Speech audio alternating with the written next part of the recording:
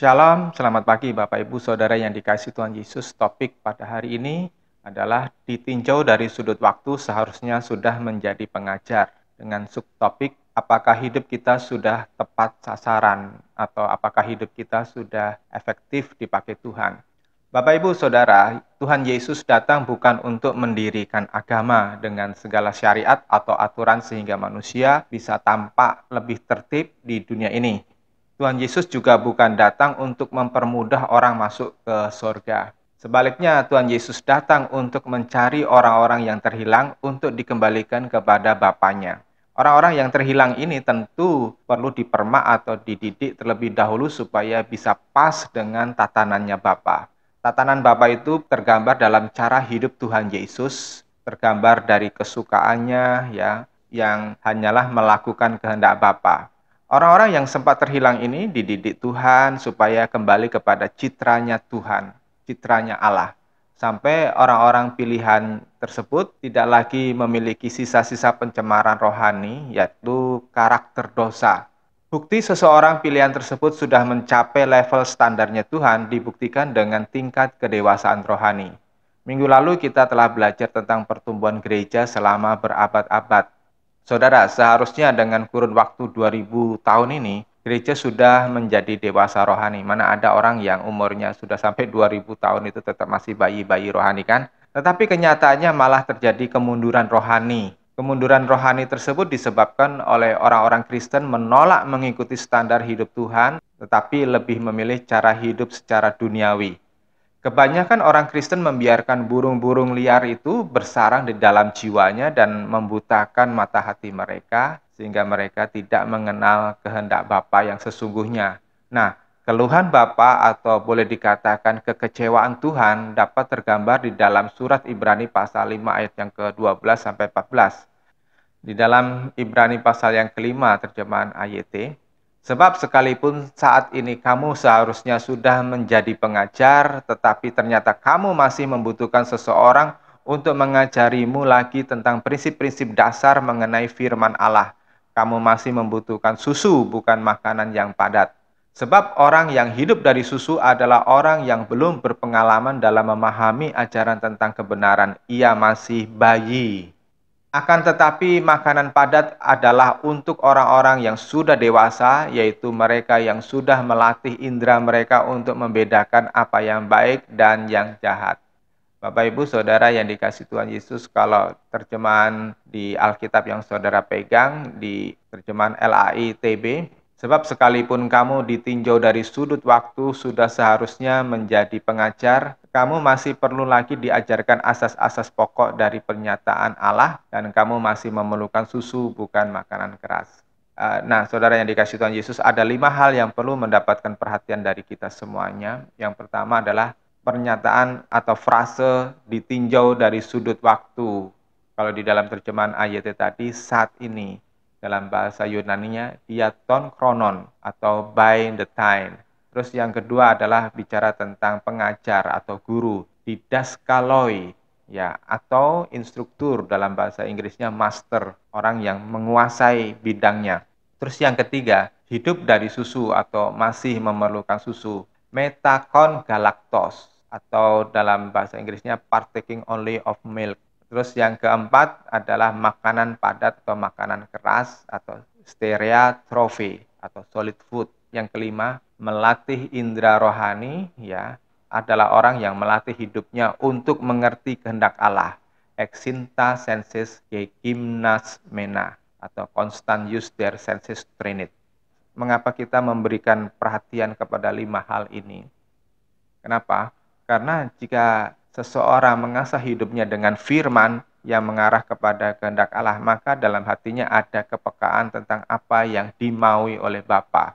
Sehingga ketika kita secara rutin berdoa Bapa kami, saat mengucapkan ayat yang ke-10 dari Matius pasal ke-6 yang berkata, datanglah kerajaanmu, jadilah kehendakmu di bumi seperti di surga. Kita bisa membayangkan kerinduan Bapa yang harus kita lakukan di dunia ini, mendatangkan kerajaan Bapa supaya nyata di bumi ini, dan di bumi ini memiliki suasana seperti di surga di mana Tuhan memerintah sepenuhnya Dan itulah yang menjadi kerinduan Tuhan atas kita. Maka baiklah kita bahas satu persatu secara mendalam dari 5 topik atau 5 hal yang perlu kita perhatikan sungguh-sungguh tadi yang diajukan dari 3 ayat firman Tuhan tadi. Nah, kita kembali kepada yang pertama, saat ini atau ditinjau dari sudut waktu, diaton kronon atau by the time. Saudara, ketika kita menjalani hidup ini dari kecil hingga menjadi dewasa ini, kita melalui rentang waktu yang cukup panjang. Saat ini saya sudah melalui 57 tahun. Nah, dalam rentang waktu tersebut kita melewati banyak peristiwa. Jika kita peka, maka setiap peristiwa itu mempunyai pengaruh yang membentuk siapa diri kita saat ini. Ada peristiwa-peristiwa yang baik dan yang mulia, tetapi ada peristiwa-peristiwa yang tidak baik dan memberkas di dalam jiwa, melukai jiwa kita. Lalu kita bertemu dengan banyak orang. Ada orang-orang yang menjadi berpengaruh di dalam hidup kita, bisa jadi orang tua, atau guru, atau teman, atau tokoh masyarakat, atau public figure, ya, yang kita perhatikan tingkah laku perkataan mereka. Siapa yang menjadi guru atau siapa yang kita teladani, itulah yang berpengaruh dalam membentuk kepribadian kita. Jika kita bertemu dengan orang-orang yang mengerti kebenaran, maka jiwa kita akan diasah, dibentuk untuk mengerti kehendak Tuhan. Kita akan diarahkan menuju kepada jalan kebenaran dan hidup yang sempurna, yang sejati, yaitu Tuhan Yesus Kristus. Tetapi kita kan punya banyak pilihan. Masalahnya, orang yang benar di dalam belantara hidup ini, mungkin rasionya 1:1 juta. Ya. Jadi satu orang benar, satu orang yang sungguh-sungguh benar di hadapan Tuhan, itu berbanding dengan 1 juta yang kelihatannya baik, tetapi sebetulnya belum tentu benar. Saya tidak berkata tentang orang yang baik secara umum, ya secara standar umum, karena orang yang baik sih masih banyak di dunia ini.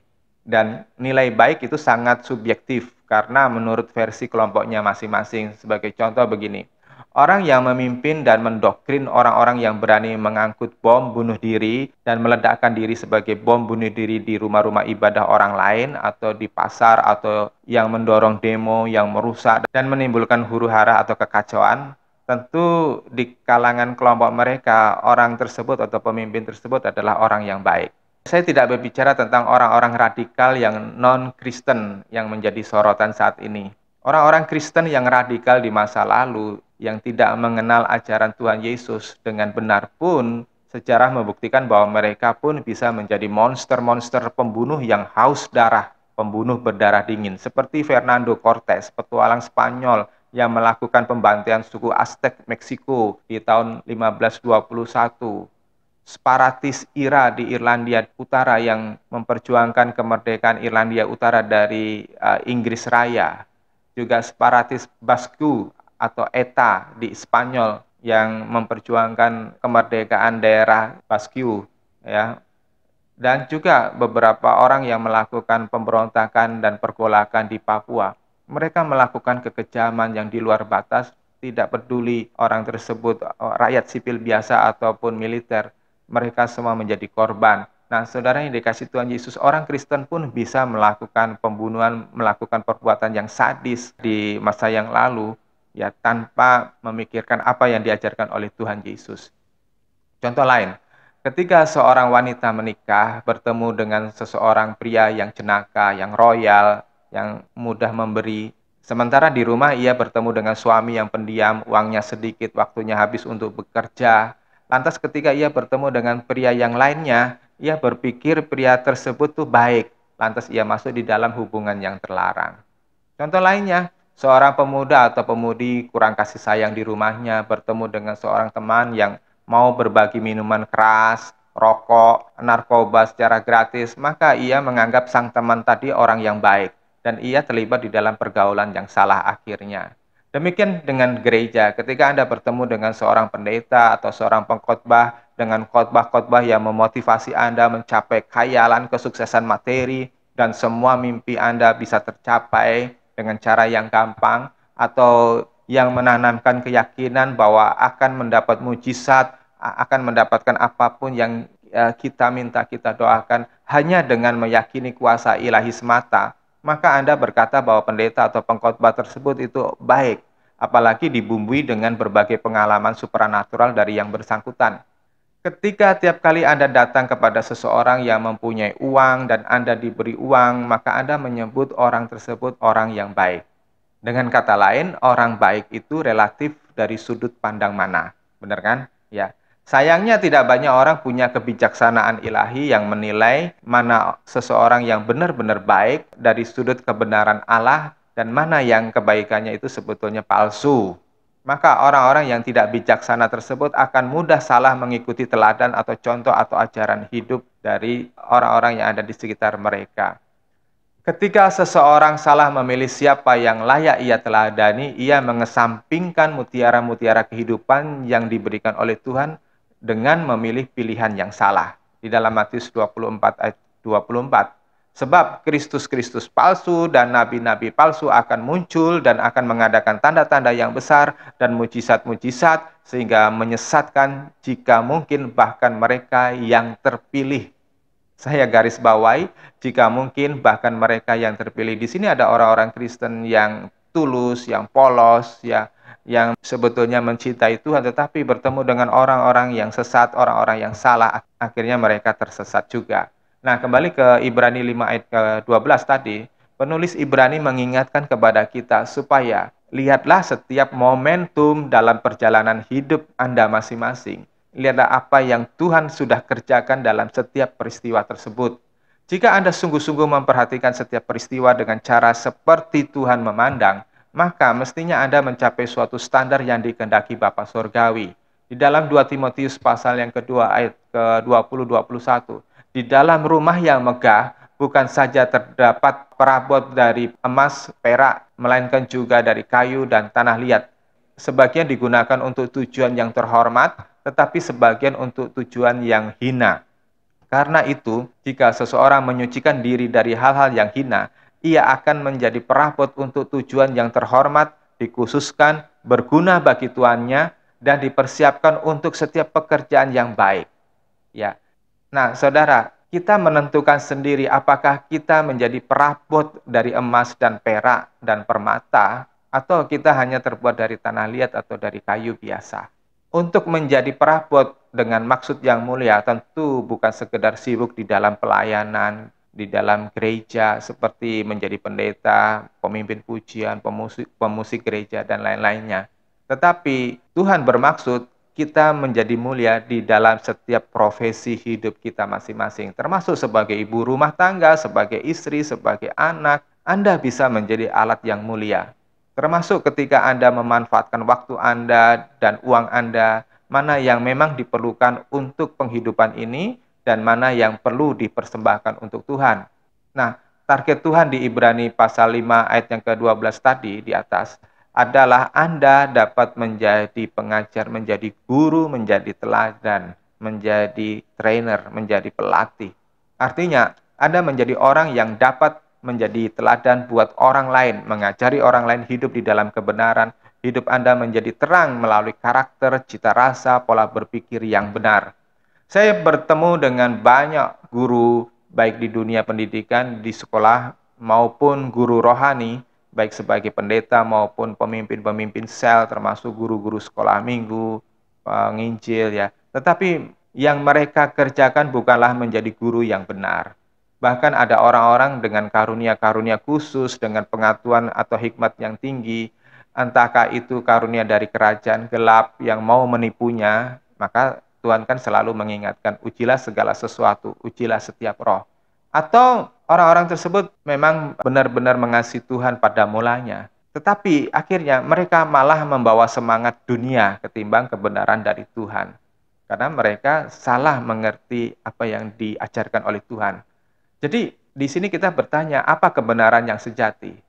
Menarik sekali kalau Roh Kudus di dalam Yohanes pasal 16 ayat yang ke-8 berkata, dan ketika penolong itu datang, ia akan menyadarkan dunia akan dosa, kebenaran, dan penghakiman.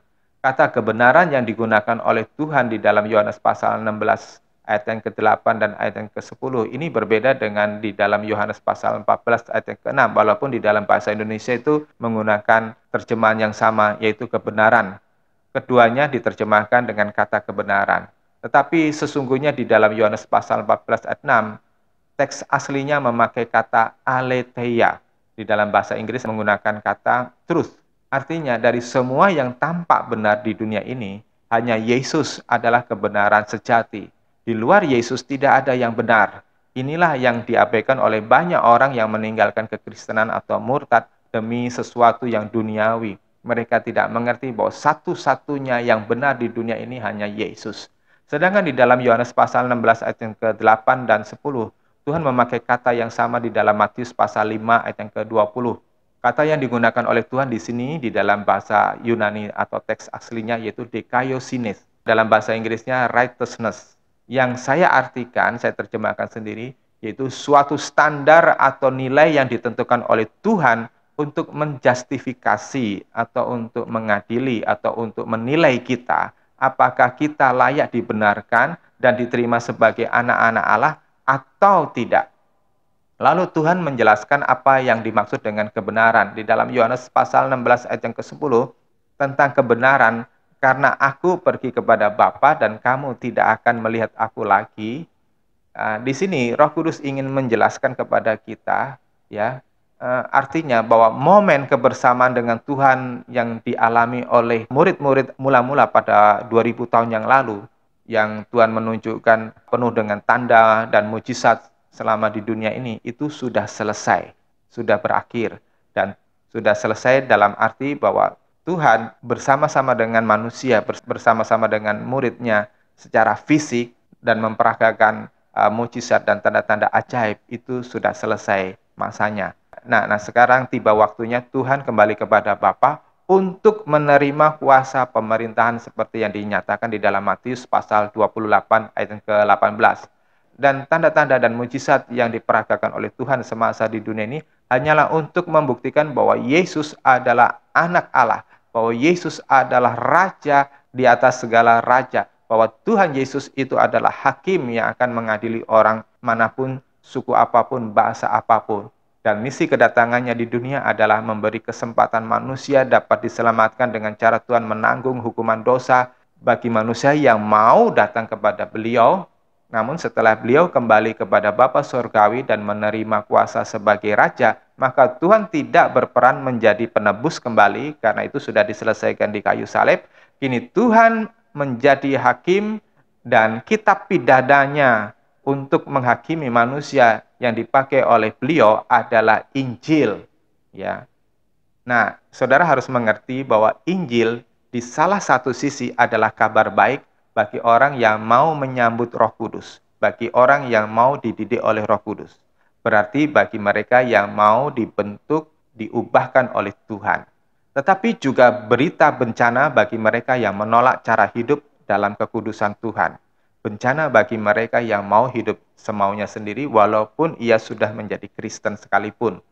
Kita yang sudah lama dipanggil sebagai orang Kristen dibebani tugas tanggung jawab menjadi soko guru, tiang pemberi teladan bagi buat orang lain, supaya orang di luar dapat melihat terang Tuhan melalui cara hidup kita.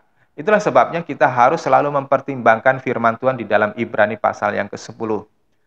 Ayat yang ke-26, sebab jika dengan sengaja kita tetap berbuat dosa sesudah mendapatkan pengetahuan tentang kebenaran, maka tidak ada lagi korban untuk menghapus dosa-dosa itu.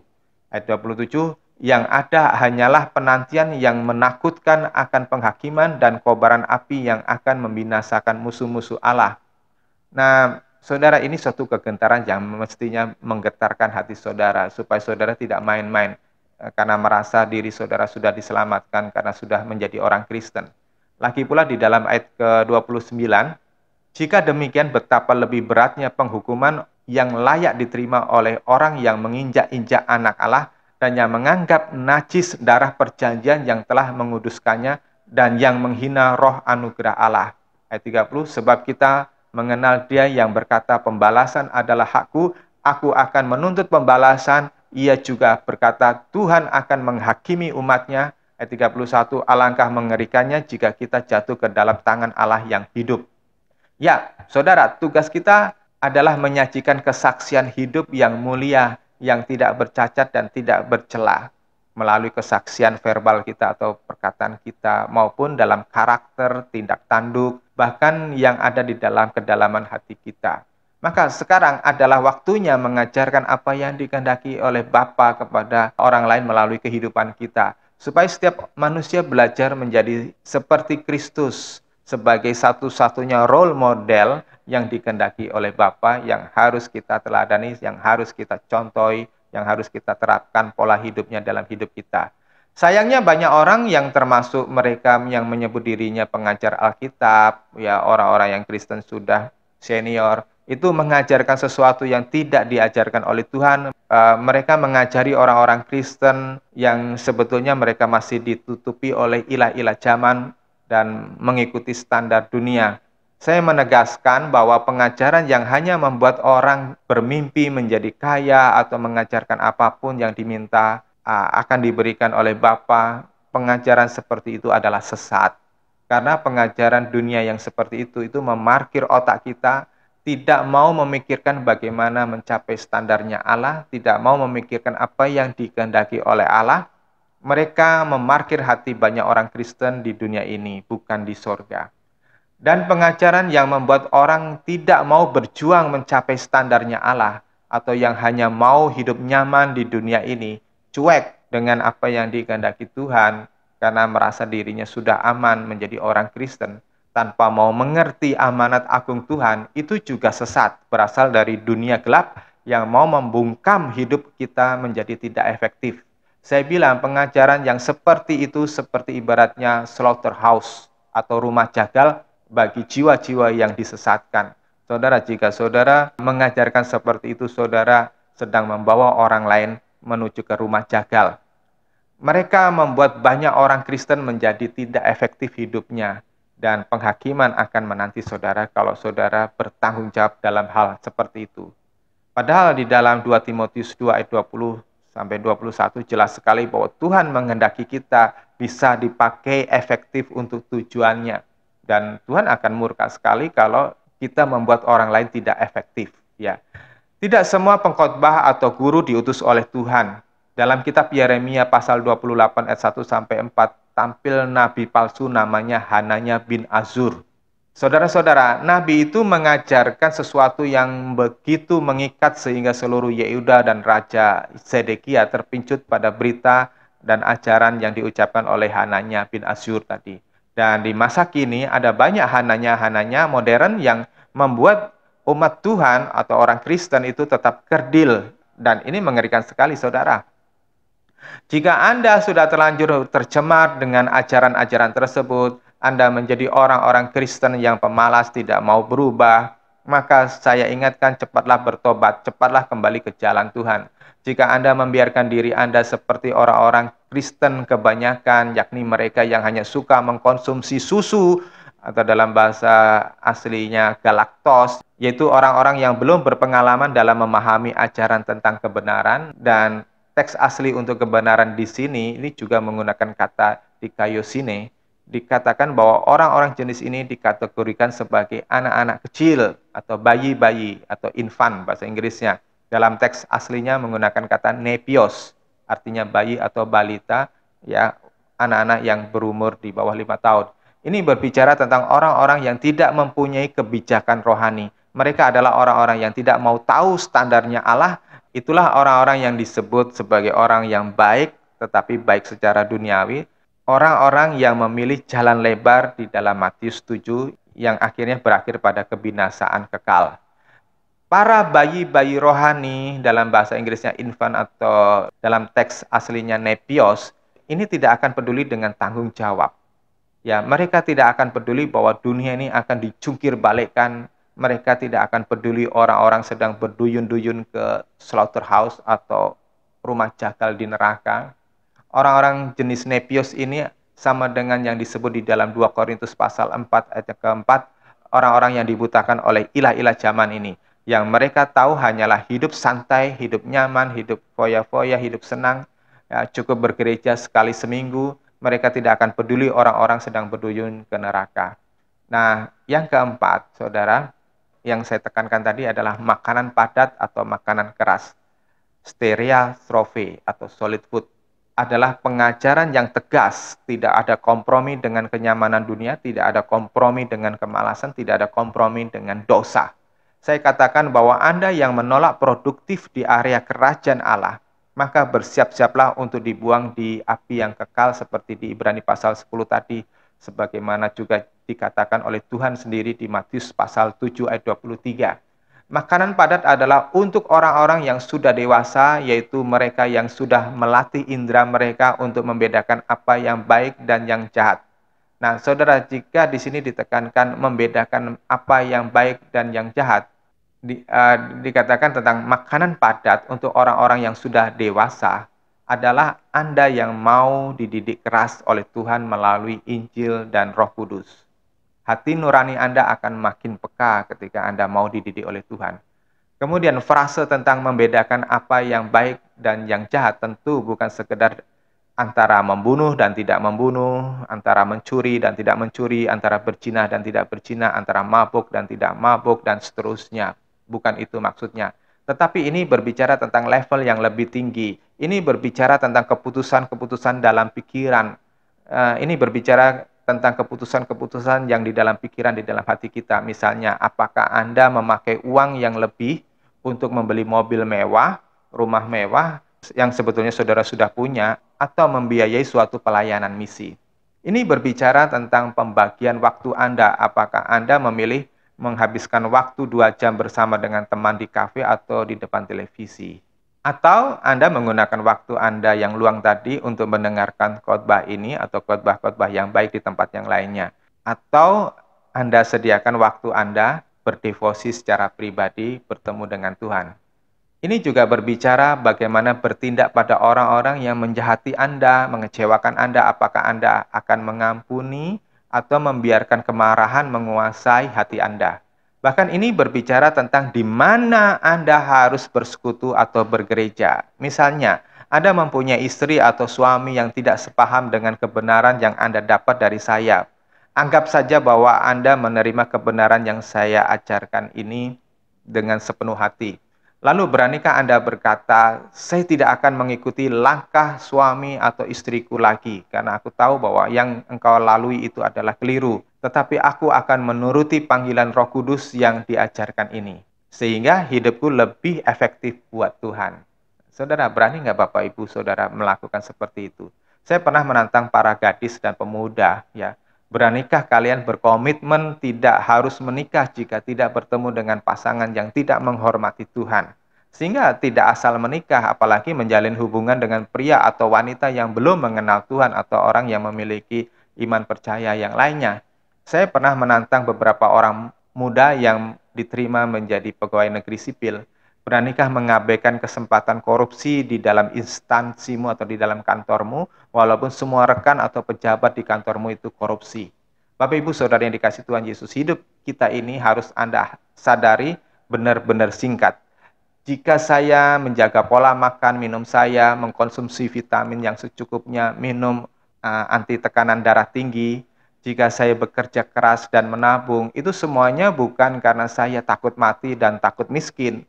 Saya telah melalui masa di mana saya pernah menjadi orang miskin, tidak punya apa-apa, dan saya tidak pernah risau dengan kemiskinan yang saya alami pada waktu itu. Yang ada dalam pikiran saya hanyalah satu, yaitu melayani Raja di atas segala raja.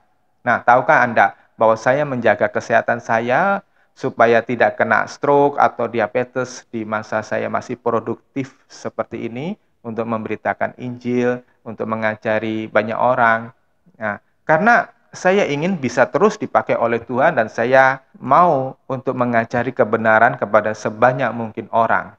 Cita-cita saya hanya satu, melihat para murid, yaitu anak-anak rohani saya, kembali kepada Bapa Surgawi dan diterima oleh Bapa.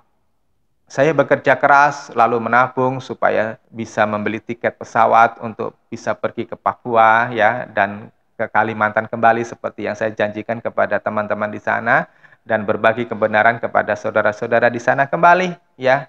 Saya bekerja supaya saya bisa menyisihkan uang untuk pembangunan di gedung gereja kita, menyelesaikan yang belum selesai.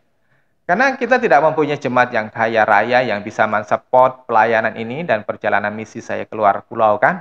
Dan kemanapun saya berkhotbah, saya tidak memungut persembahan karena saya mau mengajari jiwa saya sendiri supaya tulus menyampaikan firman Tuhan, bukan ada udang di balik batu, ya. Tahukah Anda bahwa hati saya itu selalu berkobar-kobar untuk melayani Tuhan, untuk memberitakan kabar kebenaran itu. Maka ikuti teladan yang telah saya berikan ini. Tidak berarti bahwa saudara harus pandai berkhotbah, pandai mengajar seperti saya ini. Tetapi saya katakan tadi bahwa saudara bisa dipakai oleh Tuhan di setiap profesi yang saudara geluti. Entahkah saudaranya sebagai buruh kebun, apakah saudara hanya sebagai tukang tambal ban, atau hanya sebagai istri yang hanya masak setiap hari, saudara bisa menjadi emas yang murni. Jangan habiskan waktumu hanya untuk menyenangkan dagingmu dan menyenangkan matamu.